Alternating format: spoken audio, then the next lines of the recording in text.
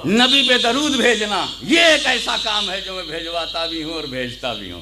तुझसे कहता हूँ भेजो, खुद भी कहता हूँ। मैंने पहले अपना जिक्र किया, इन्नल्लाह व मलाइकतहु युसल्लूना अलन नबी, इन्नल्लाह व मलाइकतहु युसल्लूना अलन नबी।